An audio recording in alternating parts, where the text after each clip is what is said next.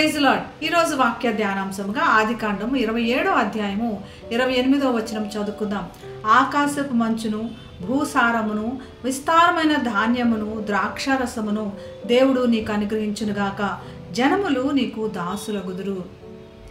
యాకోబు తన పెద్ద కుమారుడిని ఆశీర్వదిస్తున్నాడు అనుకున్నాడు. తన చిన్న కుమారుడిని ఆశీర్వదిస్తున్నాడు. తన పెద్ద కుమారుడి కోసం ప్రత్యేకమైన ఆశీర్వాదములు ఉంచాడు.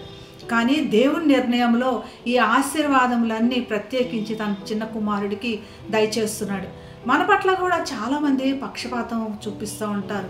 ఇక్కడ బహుశా యాకోబు పక్షపాతం ఉన్నది లేనిది అన్నది పక్కన పెడితే మన సందర్భంలో చాలాసార్లు ఇలా చూస్తూ ఉంటాం. మనకు రాకూడదు అని, మనల్ని ఆశీర్వదించకూడదని, మనకు మంచి క్రియలు జరగకూడదని చాలామంది చాలా గట్టిగా ప్రయత్నం చేస్తూ ఉంటారు.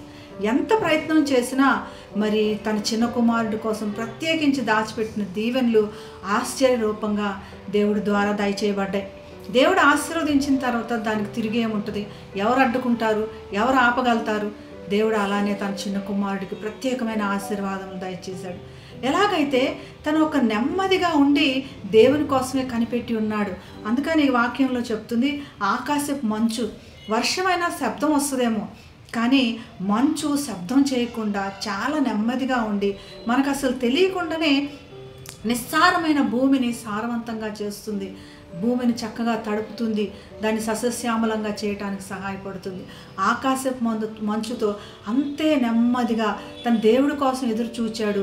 అంత గొప్పగా తన సస్యశ్యామలంగా ఆశీర్వదించబడ్డాడు. నెమ్మదిగా ఉన్నాడు. ఎప్పుడూ కూడా యోసేపు దేవుడి మీదనే ఆధారపడ్డాడు. నెమ్మదిగా కురుస్తున్న మంచు వల్లే దేవుడు ఆశ్చర్యంగా తను ఆశీర్వదించిన జీవిత విధానం మన కళ్ళ ముందు.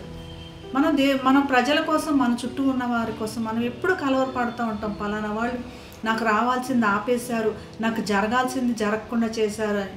కానీ దేవుడు ఏం చెప్తున్నాడంటే, మీరు ఎంత ప్రయత్నం చేసినా చేయకపోయినా మీకు జరగాల్సింది చాలా నెమ్మదిగా దాని పని అది చేసుకుంటుందని. మీరు దేనికి భయపడొద్దు, వరి అవ్వద్దు అని. దేవుని స్తుతించి గణపరిచి ఈ ఆశీర్వాదం మనం సొంతం చేసుకుందాం. ప్రార్థన చేసుకుందాం. పరిశుద్ధుడైన యేసయ్య, ప్రత్యేకించి నువ్వు ఇచ్చిన ఆశీర్వాదములు ఎవరు ఆపలేరు ప్రభా.